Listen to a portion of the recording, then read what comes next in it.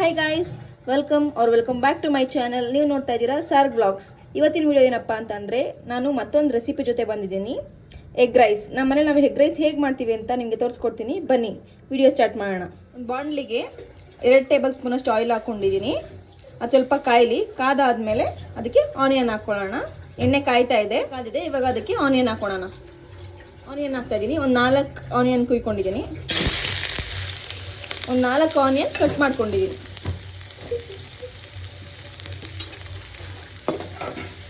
Onion ಸ್ವಲ್ಪ golden brown ಆಗಲಿ.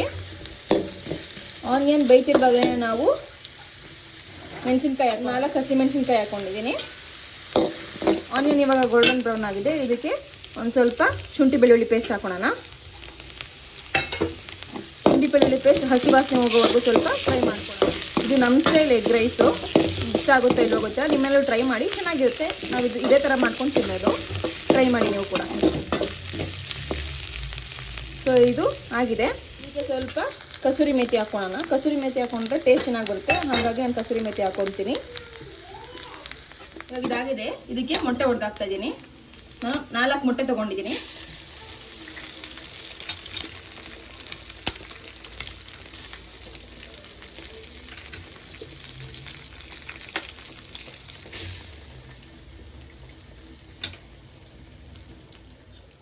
ನೋಡಿ, ಇದು ಈ ಥರ ಇದೆ. ಮೊಟ್ಟೆನ ಟಚ್ ಮಾಡೋಕೆ ಹೋಗ್ಬೇಡಿ, ಸ್ವಲ್ಪ ಬೇಯಲಿ. ಬೆಂದಾದ್ಮೇಲೆ ಅದನ್ನು ಟಚ್ ಮಾಡೋಣ.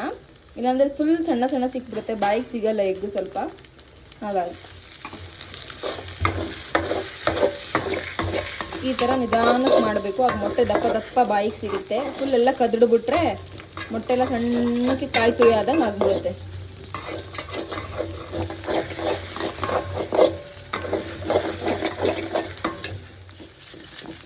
ನೋಡಿ, ಇದು ಇವಾಗ ಈ ಥರ ಆಗಿದೆ. ಇದಕ್ಕೆ ನಾನು ಇವಾಗ ರೈಸ್ ಹಾಕೊತೀನಿ. ಸ್ವಲ್ಪ ರೈಸ್ ಹಾಕೋಣ.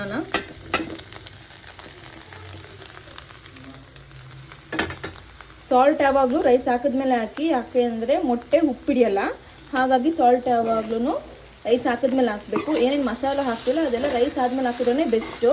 ಮೊಟ್ಟೆಗೆ ಒಂಚೂರು ಉಪ್ಪಾದರೂ ಉಪ್ಪು ಜಾಸ್ತಿ ಆದಂಗೆ ಆಗಿಬಿಡುತ್ತೆ, ಹಾಗಾಗಿ ರೈಸ್ ಹಾಕಿದ್ಮೇಲೆ ಹಾಕಿದ್ರೆ ಬೆಸ್ಟ್. ಇದಕ್ಕೆ ಇವಾಗ ಸ್ವಲ್ಪ ಉಪ್ಪು, ನಿಮ್ಗೆ ಎಷ್ಟು ಬೇಕು ಅಷ್ಟು, ಎಷ್ಟು ರೈಸ್ ಇಟ್ಕೊಂಡಿದ್ದೆ ನೋಡಿ ಅಷ್ಟು ಉಪ್ಪು ಜಾಸ್ತಿ ಹಾಕ್ಬಿಡಿ. ಜಾಸ್ತಿ ಆದರೆ ಉಪ್ಪು ಆಗಿಬಿಡುತ್ತೆ. ಪೆಪ್ಪರ್ ಪೌಡರ್,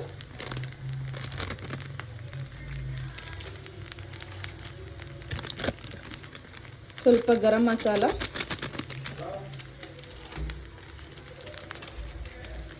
ಸ್ವಲ್ಪ ಚಿಲ್ಲಿ ಪೌಡರ್. ಇವಾಗ ಇದನ್ನು ಮಿಕ್ಸ್ ಮಾಡೋಣ. ಸೊ ಇವಾಗ ಇದಕ್ಕೆ ಸ್ವಲ್ಪ ಸೋಯಾ ಸಾಸ್ ಹಾಕೋಣ. ಚೂರು ಸೋಯಾ ಸಾಸ್. ಸೊ ಈ ಸೋಯಾ ಸಾಸ್ ಹಾಕ್ಬಿಟ್ಟು ಈಗ ಮಿಕ್ಸ್ ಮಾಡೋಣ. ಚೂರು ಸಾಕು ಸೋಯಾ ಸಾಸು. ಜಾಸ್ತಿ ಆಗಿಬಿಟ್ಟು ಒಂಥರ ಹುಳಿ ಫ್ಲೇವರ್ ಬಂದ್ಬಿಡುತ್ತೆ. ಇದು ಇವಾಗ ಆಗಿದೆ. ಇದು ಗಾರ್ನಿಷ್ಗೆ ಸ್ವಲ್ಪ ಕೊತ್ತಂಬರಿ ಹಾಕ್ಬಿಟ್ಟು ಒಂದು 2 ಮಿನಿಟ್ಸ್ ಲೋ ಫ್ಲೇಮಲ್ಲಿ ಮುಚ್ಚಿಡೋಣ.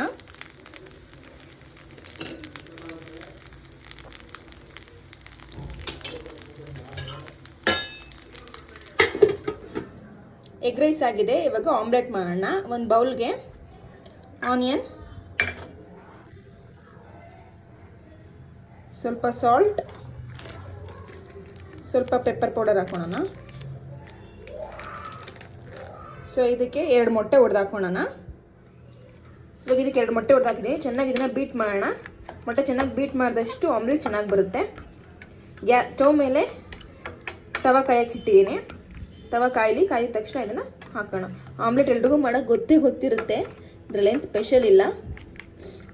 ಇದು ನಾನು ಮಾಡೋ ಸ್ಟೈಲ್ ಅಷ್ಟೇ. ಚೆನ್ನಾಗಿ ಬೀಟ್ ಮಾಡ್ಕೊಳ್ಬೇಕು ಎಗ್ನ.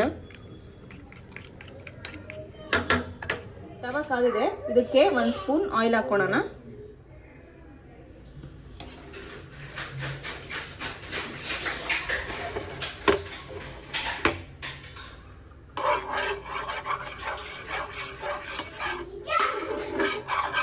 ಸೊ ಇವಾಗ ಬೀಟ್ ಮಾಡ್ಕೊಂಡಿರೋಂಥ ಎಗ್ನ ಹಾಕೋಣ.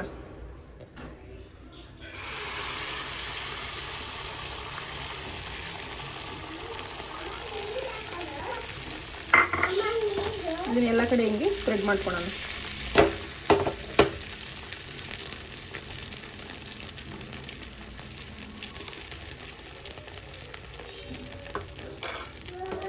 ಇದು ನಾನು ಮಾಡ್ತಿರೋದು ಡಬಲ್ ಎಗ್ ಆಮ್ಲೆಟ್. ಸೊ ಇದು ಇವಾಗ ಈ ಥರ ಆಗಿದೆ. ಇನ್ನು ಸ್ವಲ್ಪ ಸೈಡಿಂದ ಹಿಂಗೆ ತೊಗೊಂಡು ಎತ್ತಬೇಕು, ಅಂದರೆ ಕಟ್ಟಾಗೋಗುತ್ತೆ ಆಮ್ಲೆಟು. ಐ ಡೋಂಟ್ ನೋ ಹೇಗೆ ಬರುತ್ತೆ ಅಂತ.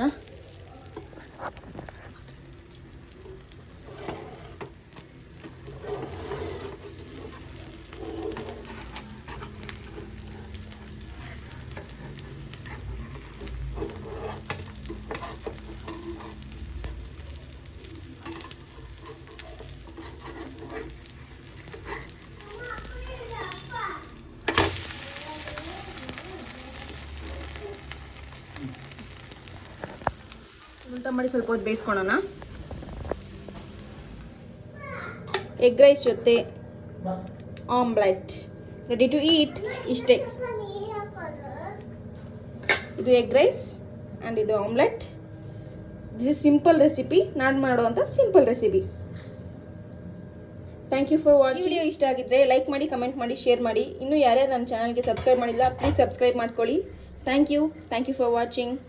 Lots of love.